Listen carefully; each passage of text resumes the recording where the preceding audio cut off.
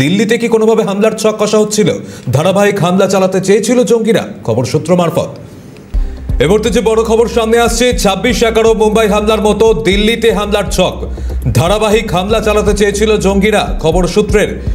সোমবার সন্ধে বিস্ফোরণের তদন্তে জানা যাচ্ছে লক্ষ্য ছিল রাজধানীর প্রাণকেন্দ্রে গুরুত্বপূর্ণ স্থানগুলি, লালকেল্লা, ইন্ডিয়া গেট, এছাড়াও কনস্টিটিউশন ক্লাব, গৌরীশঙ্কর মন্দির। জঙ্গি হামলার পরিকল্পনা ছিল রেল স্টেশন এবং শপিং মলেও। সূত্রে খবর, জানুয়ারি মাস থেকে ষড়যন্ত্র চলছিল। জৈশ-ই মোহাম্মদের সঙ্গে যুক্ত সন্ত্রাসী মডিউলটির পরিকল্পনা। দিল্লি, গুরুগ্রাম, ফরিদাবাদ, হাই প্রোফাইল এলাকাগুলি ছিল টার্গেটে। 200টি শক্তিশালী আইইডি বোমা প্রস্তুত করছিল তারা। এই মুহূর্তে যখন একদিকে এই দিল্লির লালকেল্লার কাছে বিস্ফোরণের ঘটনা এবং এই ঘটনা তদন্তে নেমে নতুন নতুন তথ্য এই মুহূর্তে সামনে আসছে। জানা যাচ্ছে এই 26/11 মুম্বাই হামলা স্মৃতি উস্কে দেওয়ার চেষ্টা ছিল। দিল্লিতে সেইভাবেই হামলার ছক কষা হচ্ছিল। ধারাবাহিক হামলা চালাতে চেয়েছিল জঙ্গিরা, এমনটাই সূত্রে খবর। Lal Qila, India Gate, constitution club, Gaurishankar মন্দির, এমন একাধিক জায়গা কিন্তু তাদের টার্গেটে ছিল বলে জানা যাচ্ছে।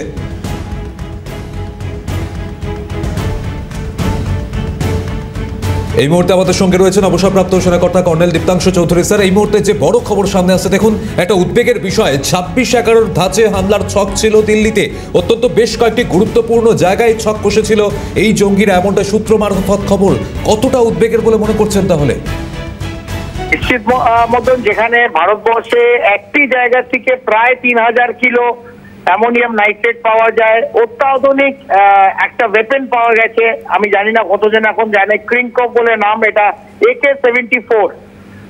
এটা যেমন সেমি অটোমেটিক ওয়েপেন AK-56 এর মতন, তার সঙ্গে কিন্তু সাবমেশিন গান, যেটা মেশিন গান ইউজ করে, অটোমেটিক মেশিন গান, সেই ওয়েপেন কিন্তু পাওয়া গেছে। তার সঙ্গে AK-56 এত পরিমাণে অস্ত্র, তার সঙ্গে অ্যামিনেশন, প্রত্যেকটা পাওয়া গেছে। নিশ্চিতভাবে যে এই white collar module, terror module, এটা গোয়েন্দাদের কাছে এটা একটা চ্যালেঞ্জ। এবং এই পরিমাণে যেখানে অ্যামিনেশন, এক্সপ্লোসিভ, টাইমার, সুটকেস, নিশ্চিতভাবে একাধিক জায়গায় এরা 26/11 যেমন মুম্বাইতে করেছিল, দিল্লিতে অথবা NCR এ সেই একইভাবে সেই প্ল্যান ওদের ছিল। আপাতত আমরা সেটাই জানতে পারছি। আর একটা কথা যেটা উদ্বেগজনক, যে এই 3000 কিলো অ্যামোনিয়াম নাইট্রেট ছাড়াও, যেটা এখন পর্যন্ত গণমাধ্যমে আসেনি, 3050 কিলো RDS, যেটা মিলিটারি গ্রেড ইউজ, যেটা নিশ্চিতভাবে বাইরে থেকে কোথাও এটা ভারতবর্ষে ঢুকেছে, কারণ ভারতবর্ষে মিলিটারি গ্রেড RDS কারোর কাছে থাকবে না। এবং স্যার আরো একটি বিষয়, এই পরিমাণে যে পাওয়া যাচ্ছে, এই পরিমাণে এক্সপ্লোসিভ টাইমার পাওয়া গেছে, নিশ্চিতভাবে ভারতের জন্য এটা বিরাট ভাবে উদ্বেগজনক। Hats off to the intelligence agencies, air police, Jammu Kashmir police, Haryana police এবং গুজরাটের পুলিশ ATS, তারা কিন্তু সময় মতন এইটাকে বাঁচিয়েছে। ভারতের কয়েক হাজার নিরীহ জীবন কিন্তু মৃত্যু অবধারিত ছিল। অত্যন্ত গুরুত্বপূর্ণ বিষয়। স্যার, একটু যদি সঙ্গে থাকেন, এই মুহূর্তে আরো একটি বড় খবর সামনে আসছে, আপনার কাছ থেকে এই বিষয়ে একটু প্রতিক্রিয়া নেব। যেটা জানা যাচ্ছে, দিল্লি বিস্ফোরণ কাণ্ডে চাঞ্চল্যকর তথ্য, ডাক্তারদের হ্যান্ডেলার ওমর আলভি, জৈশ-ই মোহাম্মদের মাসুদ আজহারের ভাই এই আলভি। চিকিৎসকদের সঙ্গে আলভি সবসময় যোগাযোগ রেখেছিল বলে জানা যাচ্ছে। এখান থেকে আমি কথা বলবো স্যারের সঙ্গে। স্যার, অত্যন্ত গুরুত্বপূর্ণ আরো একটি বিষয়, যে দিল্লি বিস্ফোরণ কাণ্ডে চাঞ্চল্যকর তথ্য, ডাক্তারদের হ্যান্ডেলার ছিল ওমর আলভি। তাহলে কি এই মুহূর্তে এই যে ডাক্তারদের একটা চরিত্র, তারা যে একটা সেই চেষ্টা, কি তাদেরকে কাজে লাগানোর কি একটা চেষ্টা হয়েছিল এই অবস্থায়?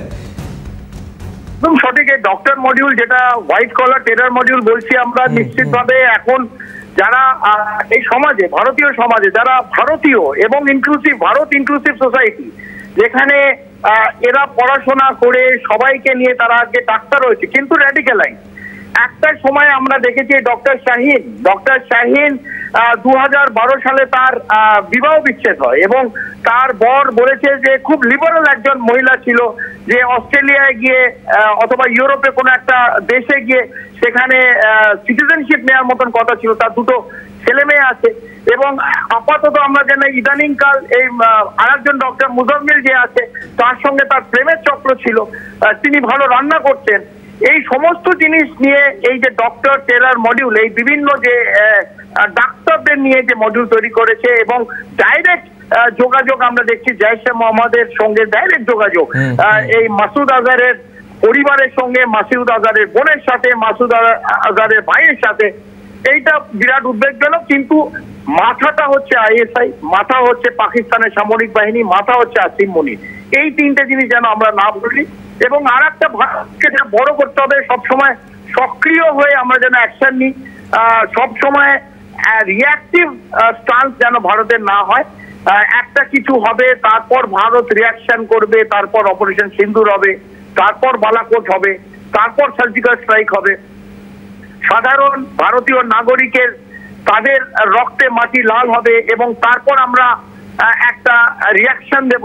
তার থেকে যদি একবারের মতন প্রোঅ্যাক্টিভ হয়ে ভারত যেন ন্যারেটিভটা কন্ট্রোল করে, পাকিস্তান ন্যারেটিভ না কন্ট্রোল করে, যে পাকিস্তান যা বলবে তারপর ভারত রিয়াকশন দেবে, এটা থেকে ভারতের প্রোঅ্যাক্টিভ স্টান্স। আমরা ভারতীয়রা 140 কোটি সাধারণ ভারতীয়, কারণ আমার বাড়ির লোকই তো মারা যাচ্ছে রাস্তায়, আমার ভাই বোনেরাই দুর্ভাগ্যবশত ভাবে মারা যাচ্ছে, এই ব্লাস্টে মারা যাচ্ছে। এই ব্লাস্টের অ্যামিনেশন এক্সপ্লোসিভ অন্য কোনো রাষ্ট্র থেকে ঢুকছে, অথবা এখানে যারা ভারতীয় যে 0.5 প্রাণ তারা দুর্গের দরজা খুলে দিচ্ছে শত্রুর জন্য। তো ভারতকে আরো প্রোঅ্যাক্টিভ হতে হবে এবং আমি নিশ্চিত দিল্লিতে যারা এক্সপার্ট, যারা সিকিউরিটি এক্সপার্ট, যারা এই সম্বন্ধে জ্ঞান আছে, যারা সিসিএস মিটিং হবে, আমার মনে হয় ভারত একটা ভেরি স্ট্রং রিয়াকশন যেখানে যেখানে পৌঁছবার দরকার সেইভাবে পৌঁছে দেবে। এবং কর্নেল স্যার, আরো একটা বিষয়, জানুয়ারি মাস থেকে ষড়যন্ত্র আমরা দেখতে পেয়েছি, যেটা জানা যাচ্ছে সূত্র মারফত খবর যে জানুয়ারি মাস থেকে এরা ষড়যন্ত্র করছিল। মাঝখানে এপ্রিলে এই পহেলগাঁও হামলার ঘটনা, পহেলগাঁওয়ের পরবর্তী আমরা দেখতে পেয়েছি অপারেশন সিন্দুর, কিন্তু সেই এর আগেও এরা যে পন্থা অবলম্বন করতো যে ঘরের মধ্যে থেকে সাধারণের মধ্যে মিশে এই আবারও একটা বড়সড় আঘাত আনা, এবারও সেই একটা পরিকল্পনা চলছিল। তাহলে এই জায়গায় দাঁড়িয়ে আরো নজরদারি কতটা কড়া করার প্রয়োজন বলে আপনি মনে করছেন? দেখুন, আমাদের গোয়েন্দা সংস্থা যারা আছে নিশ্চিতভাবে একটা বড় ব্রেকথ্রু তো করেছে, কিন্তু আমার মনে হয় কোথাও না কোথাও একটা গাফিলতি আছে, কোথাও না কোথাও আরো আমাদের, আমি যেটা বললাম, অনেক প্রোঅ্যাক্টিভ স্ট্যান্স ভারতকে নিতে হবে। বিশেষ করে ভারতের যে এক্সটার্নাল গোয়েন্দা এজেন্সি তাদের আরো প্রোঅ্যাক্টিভ স্ট্যান্স নিতে হবে। ইন্টারনাল সিকিউরিটি যেটা আমাদের স্বরাষ্ট্র মন্ত্রকের নিচে আছে, আরো স্ট্রং অ্যাকশন নিতে হবে। বিশেষ করে আমাদের পশ্চিমবাংলা এবং 7টা উত্তর পূর্ব রাজ্যে যে বারবার আমরা ইতিমধ্যে শুনেছি লস্করে তৈবা হাফিজ সাইদের যে সবচেয়ে যে সহায়ক যে সাইফুল্লাহ সাহেব, সে তো পরিষ্কার বলে দিয়েছে এবার পূর্ব থেকে ভারতের ওপর আক্রমণ হবে। একই কথা আমরা আসিম মনিরের মুখ থেকে শুনেছি, ভারতের ওপর যদি আক্রমণ হয় বা পূর্ব থেকে হবে। তো এই কথাগুলো খুব হালকা ভাবে নিলে চলবে না। বর্ডার ম্যানেজমেন্ট আরো স্ট্রেনথেন বানাতে হবে, যে বর্ডারে তার কাটা তার নেই তাই ঢুকে যাচ্ছে এবং রাজ্য কেন্দ্র দুজনের ওপর হাত দেখাবে এবং আমি আপনার বাড়ির সাধারণ মানুষ এই বোম বিস্ফোরক অথবা নাশকতায় প্রাণ হারাবে, এটার জবাব কে দেবে? এই জবাব তারপর রাজ্য এবং কেন্দ্র আঙুল দেখালে তো জীবনটা ফিরে আসবে না, জীবন যেটা যাওয়ার সেটা চলে যাবে। তাই ভারতকে আরো স্ট্রং হতে হবে। আমি ভারতই বলছি, কোন রাজনৈতিক এই কচকাচানির থেকে উঠে ভারতকে একটা সক্রিয় ভূমিকা নিয়ে যেন এই ঘটনা বারবার হওয়ার পর একটা এই যে আমরা রিয়াক্টিভ হই তার থেকে না প্রোঅ্যাক্টিভ হয়ে কোনো অ্যাকশন যেন একবারের মতন বন্ধ করতে পারি। এই মাথাগুলো, এই হাইড্রা এবং অক্টোপাসের মাথাগুলো যেন ফেলে দিতে পারি। তাদের গুরুত্বপূর্ণ বিষয় আপনি বললেন, কিন্তু এই মুহূর্তে আপনাকে ধন্যবাদ জানাতে হচ্ছে স্যার। অবসরপ্রাপ্ত সেনাকর্তা কর্নেল দীপ্তাংশু চৌধুরী ছিলেন আমাদের সঙ্গে।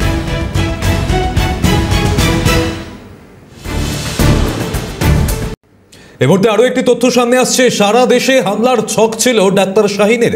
ডাক্তার শাহিন শাহিদকে জেরায় উঠে এসেছে এমন একাধিক তথ্য। সারা দেশে হামলার ছক ছিল ডাক্তার শাহিনের। জানা যাচ্ছে ডাক্তার শাহিন শাহিদকে জেরায় উঠে এসেছে এমন তথ্য। জৈশ মডিউল হরকত উল মমিনাতের সদস্য শাহিন। ফরিদাবাদে মডিউলের মাথা ছিল এই ডাক্তার শাহিন শাহিদ। 2 বছর ধরে বিস্ফোরক জোগাড় করেছে শাহিন। সেই বাকি ডাক্তার জঙ্গিদের নিয়োগ করেছে মাসুদ আজহারের বোন সাজিয়ার হ্যান্ডেলার শাহিন। দিল্লি ছাড়াও লখনৌ, গুজরাট, হায়দ্রাবাদে নাশকতার ছক কষছিল এই শাহিন। এছাড়াও মুম্বাই, কলকাতার মতো বড় শহরে নাশকতার ছক ছিল। ইতিমধ্যে একাধিক তথ্য এই শাহিন সম্পর্কে হাতে এসেছে তদন্তকারীদের। জানা যাচ্ছে এই শাহিন শাহিদই মূল মাথা ছিল, এই একাধিক নাশকতার ছক কষছিল একাধিক গুরুত্বপূর্ণ জায়গায়। পাশাপাশি জানা যাচ্ছে এই ডাক্তার শাহিন শাহিদের বাবা, তিনি ইতিমধ্যেই প্রতিক্রিয়া দিয়েছেন। ইতিমধ্যেই একাধিক তথ্য তার বিরুদ্ধে সামনে আসার পর তিনি বলছেন, আমার বাড়িতে তল্লাশি চালানো হয়েছে, তারা কিছুই পায়নি। আমি আর কিছু বলবো না, আমি কিছু বলতেও চাই না। ঠিক কি বলছেন তিনি, শোনাবো। घर की तलाशी में क्या क्या तलाशी? कुछ नहीं नीचे करो, कुछ नहीं। क्या बात हुई? अभी क्या बात हुई? कुछ नहीं कहना है। अभी क्या बात हुई? हमें कुछ कहना ही नहीं है। अभी आई थी जो टीम, क्या बात हुई? अरे अपनी सफाई में कुछ तो रखिए। हमारी सफाई हमारा दिल है, बस हर दिन मेरे दिल की बात बातचीत हमारी कोई बात नहीं हुई। जो करना था किया, हमारे दिल से बात है। ইতিমধ্যেই এই শাহিন শাহিদ সম্পর্কে একাধিক তথ্য সামনে এসেছে। আপনারা শুনলেন বাবার প্রতিক্রিয়া। তাকে সাংবাদিকের প্রশ্নের উত্তর জানতে চাইলে তিনি কিন্তু কোনো মন্তব্যই করতে চাইলেন না। ইতিমধ্যেই তদন্ত জারি রয়েছে। এই শাহিন শাহিদ সম্পর্কে একাধিক তথ্য ইতিমধ্যেই সামনে আসছে। জানা যাচ্ছে শাহিন শাহিদকে জেরায় উঠে এসেছে জৈশ মডিউল হরকত উল মোমিনাতের সদস্য ছিল এই শাহিন। ফরিদাবাদ মডিউলের মাথা ডাক্তার শাহিন শাহিদ। আর এখানে আপনাদের শোনানোর চেষ্টা করবো এই শাহিন শাহিদের ভাই, তিনি বলছেন কেবল সংস্থাগুলোই জানে, তারা কি জানে। একবার শোনাই আপনাদের ঠিক ভাই কি দাবি করেছে। भाई आप लोग जो दिखा रहे हैं बस वही उतना ही मालूम है। अब सम्मिलित होना बताया गया है, वो क्या जान रहे हैं वो वही जाने भाई। वजह क्या रही कि वो ज़्यादा पढ़ लिख गए थे तो वो चले गए यहाँ से। अब हम जो है मतलब इस लेवल तक नहीं पहुँच पाए तो हम वहीं रह गए। अब आदमी को यहाँ नहीं रह रहा। अब आपके माध्यम से चल रहा है मेरे को कि वहाँ पे भी इनका घर है। जहाँ बता रहे थे अभी भाई साहब जो सवाल कर रहे थे कि वहाँ पे भी घर है, तो आज तक ना हम घर गए उनके, ना जो है मैं अभी विश्वास नहीं हो रहा है भाई। জানা যাচ্ছে শাহিন শাহিদকে জেরায় উঠে এসেছে একাধিক তথ্য। জৈশ মডিউল হরকাতুল মোমিনাতের সদস্য এই শাহিন শাহিদ। ফরিদাবাদ মডিউলের মাথা ছিল ডাক্তার শাহিন শাহিদ। 2 বছর ধরে বিস্ফোরক জোগাড় করেছে শাহিন। মুম্বাই, কলকাতা, দিল্লি, লখনৌ, গুজরাট, হায়দ্রাবাদে নাশকতার ছক ছিল এই শাহিন শাহিদের। মাসুদ আজহারের বোন সাজিয়ার হ্যান্ডেলার ছিল এই শাহিন শাহিদ। সেই বাকি ডাক্তার জঙ্গিদের নিয়োগ করেছে শাহিন শাহিদ। ইতিমধ্যে একাধিক ডাক্তার পুলিশের জালে যারা এই সমস্ত ঘটনার সঙ্গে যুক্ত তাদেরকে জিজ্ঞাসাবাদ করা হচ্ছে। পাশাপাশি এই শাহিন শাহিদ ইতিমধ্যেই পুলিশের স্ক্যানারে ছিল এই ফরিদাবাদ থেকে চিকিৎসক, এবং পাশাপাশি বিস্ফোরক যে প্রস্তুত করার যে সরঞ্জাম এবং পাশাপাশি আগ্নেয়াস্ত্র উদ্ধারের ঘটনায় শাহিন শাহিদ তার গাড়ি থেকে আগ্নেয়াস্ত্র উদ্ধার হয়েছিল, সেও স্ক্যানারে ছিল। পরবর্তীতে তাকে গ্রেফতার করে জিজ্ঞাসাবাদে এমন একাধিক তথ্য সামনে আসছে বলে জানা যাচ্ছে। এদিকে এই শাহিন শাহিদ গ্রেফতার হওয়ার পর তার বিরুদ্ধে একাধিক চাঞ্চল্যকর তথ্য সামনে আসার পর তার প্রাক্তন স্বামী তিনি দাবি করছেন যে আমরা বিবাহিত ছিলাম, শান্তিতে বসবাস করছিলাম, আমাদের 2 সন্তান ছিল, আমার কাছে কোনো জঙ্গি যোগ নিয়ে কোনো তথ্য ছিল না। কি বলছেন তিনি, শোনাই। अरे यार वो बाहर जाना चाह रहे थे, मेरा मतलब नहीं था। हम दोनों लोग शादीशुदा थे और आराम से रह रहे थे, अच्छी बेहतरीन सर्विस थी, 2 बच्चे भी थे, कोई प्रॉब्लम किसी तरह की थी ही नहीं। अब वो अपनी तरफ से अपने साइड हो सकता है कोई उनके दिल में रहा हो, वो चली गई होंगी, मुझे तो कुछ पता नहीं इसके बारे में। ना ऐसा कुछ नहीं। वो बाहर जाना चाह रही थी, एक बार मेरे से जिक्र किया, मैंने कहा यार कि यहाँ रहना ज़्यादा सही है, यहाँ पे रिलेशन है हम लोगों के, सबसे मिलते जुलते रहेंगे, बाहर जाके अकेले हो जाएंगे, दिक्कत होगी। আপনাদের একে একে শাহিন শাহিদের পরিবারের বক্তব্য শোনালাম, কিন্তু ইতিমধ্যেই এই শাহিন শাহিদ সম্পর্কে সূত্র মারফত আরও একাধিক চাঞ্চল্যকর তথ্য সামনে এসেছে। বিষয়গুলি আপনাদের জানাচ্ছিলাম। জানা যাচ্ছে এই ডাক্তার শাহিন শাহিদ জৈশ মডিউল হরকাতুল মোমিনাতের সদস্য ছিল। ফরিদাবাদ মডিউলের মূল মাথা ছিল এই ডাক্তার শাহিন শাহিদ, এমনটাই সূত্র মারফত খবর। 2 বছর ধরে বিস্ফোরক জোগাড় করেছে শাহিন। এছাড়াও বাকি ডাক্তারদের জঙ্গিদের নিয়োগ করেছে এই শাহিন শাহিদই, এমনটাই সূত্র মারফত এই মুহূর্তে খবর সামনে আসছে।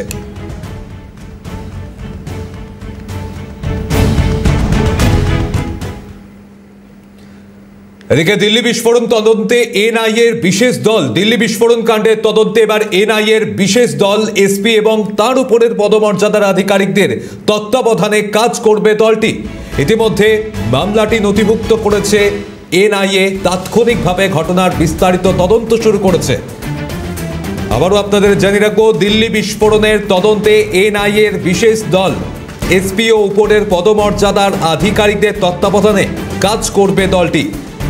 ইতিমধ্যে মামলা নথিভুক্ত করেছে এনআইএ, তাৎক্ষণিকভাবে ঘটনার বিস্তারিত তদন্ত শুরু করেছে এনআইএ খবর সূত্রের। আর ইতিমধ্যেই একাধিক চাঞ্চল্যকর তথ্য উঠে আসছে এই দিল্লি বিস্ফোরণ কাণ্ডে। এই শাহিন শাহিদ, এছাড়াও আমির এবং পাশাপাশি উমর, তাদের যোগ কতটা এই দিল্লি বিস্ফোরণের ঘটনার সঙ্গে তা কিন্তু তদন্ত করে দেখছেন আধিকারিকরা। বিস্ফোরণের ঘটনার পর থেকে কিন্তু একাধিক বিষয়ে এই মুহূর্তে খতিয়ে দেখা হচ্ছে। তদন্তকারী আধিকারিকরা তৎপর, এনআইএ এর বিশেষ দল বিস্ফোরণের তদন্ত করছেন। তাৎক্ষণিকভাবে ঘটনার বিস্তারিত তদন্ত শুরু করেছে এনআইএ খবর সূত্র মারফত। জৈশ মডিউলের যোগসূত্র রয়েছে বলে অনুমান করছে তদন্তকারীরা।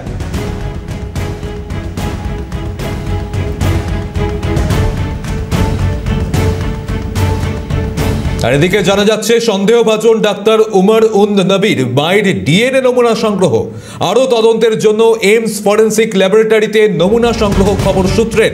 এই মুহূর্তে এই উমর উন নবীর সম্পর্কে যখন একাধিক তথ্য সামনে আসছে, তার খোঁজে তল্লাশি চলছে। পাশাপাশি সন্দেহভাজন ডাক্তার উমর উন নবীর মায়ের ডিএনএর নমুনা সংগ্রহ করছে এবার তদন্তকারীরা। আরও তদন্তের জন্য এইমস ফরেন্সিক ল্যাবরেটরিতে নমুনা খবর সূত্র মারফত। এই মুহূর্তে আরও একটি গুরুত্বপূর্ণ খবর, এই মুহূর্তে একাধিক বিষয় যখন খতিয়ে দেখছেন তদন্তকারীরা, এই উমর উন নবীর ঘটনার সঙ্গে যোগ, পাশাপাশি এই শাহিন শাহিদ এবং পাশাপাশি উমর, এদের যে ঘটনার সঙ্গে কিভাবে যোগ রয়েছে, পাশাপাশি কত বড় পরিকল্পনা এদের ছিল তা ইতিমধ্যেই জানার চেষ্টা চলছে। আর সেই সময় সন্দেহভাজন ডাক্তার উমর উন নবীর মায়ের ডিএনএ নমুনা সংগ্রহ, আরও তদন্তের জন্য এইমস ফরেন্সিক ল্যাবরেটরিতে নমুনা সংগ্রহ খবর সূত্রের।